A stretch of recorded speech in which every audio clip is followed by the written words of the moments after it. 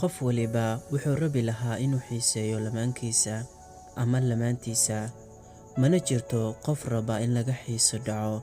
Waxaa jira erayo romance ah oo kor u qaadi kara xiisaha kalgacal. Erayadani ku dheh lamaankaaga, hubaal way ula dhici doonaan. Gacaliso, markaan indhahaaga eego, waxaan keliya ka arkaa jacayl badan oo aad ii hayso aniga. Macaantii naftayda, markaan kaa fikirayo adiga, awoodda wadnahayga aad ayuu kordhaa, mana garan karo sababtaasi. Inaan adiga kula noolaado oon adiga ku jeclaado waa jacayl aan dhammaan, waa qurux aan laga jeesan karin. Kuma fikirin macaanto sida ay nolosheedu noqon doonto adiga la'aantaada. Inkastoo markaas nolosheedu aanu wanaagsanayn, haddana ma garan karo. Adiga haddii aad jawaab u hayso, macaanto ii sheeg, si naxariis leh igu sheeg, sidee ayay noqon kartaa nolosheenna? Macaanka dunida ayay dadku sheegaan, laakiin aniga macaankaasoo dhan adigaan kaa helay. Dhabtii waan ku jeclahay. Waxaad tahay halka jacayl ee dhabta aan anigu haysto. Run ahaantii waan ku ilaashadaa. Waxaad tahay sababtaan u dhoola caddeeyo mar waliba. Waxaad tahay qof i dareensiiya macaanka nolosha. Waxaad tahay qof i geliya farxadda nolosha. Kuma ilaawo saacad kasta. waxaad ku dhex nooshahay waddanahayga.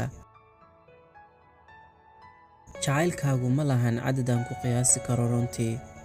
Macaanto, sidaad ii jeceshahay si ka weyn ayaan kuu jeclahay.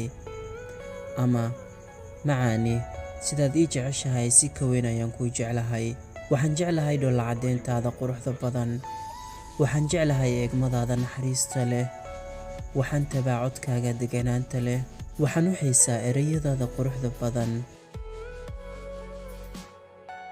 haddii la ii dooran siiyo inaan doorto hanti iyo adiga, dhab ahaantii adigaan ku dooran lahaa. waxaad tahay qayb iga mid ah aniga, mana awoodi karo inaan ahaado adiga la'aantaada. haddii aynu noqono wadajir, jacaylkeennuna na weheliyo, waynu ka guulaysan karnaa caqabad kastoo ay noloshu leedahay.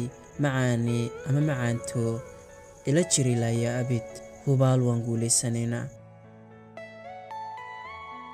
inaan ku daawado waa shayga iigu weyn iguna adag inaan daayo. ma joogi karo anigoona ku daawan adiga, ma dayn karo adigoona kaa fikiran adiga. qalbigayga, adiga markii aan ku jeclaaday, waxaan ilaaway dhammaan xiriir kastoo aan soo maray. taasna waa inaad adigu i siisay jacayl, awood u yeeshay inuu ilaawsiiyo dhammaan waxyaabahaas. waan hubaa nolosheeda inaad horumarin doonto. mana joojin karo inaan kaa fikiro adiga, ma dayn karo inaan ku xuso adiga. waan ku jeclahay sabab la'aan, weligayna waan ku jeclaan doonaa gacaliso ama gacaliye. quruxdaada markaan eego, waxay ila noqotaa inaan daymanka saxda aan indhaha saaray. run ahaantii waad qalbi wanaagsan tahay. hantida saxda aan haystana waa adiga, uma baahni hanti kale. wax walba ayaad iiga qiimo badan tahay, mana jecla inaan hoos kuu dhiga adiga. noloshayda waxaad ka taagan tahay maqaam sare, weligeedna waad ahaan doontaa.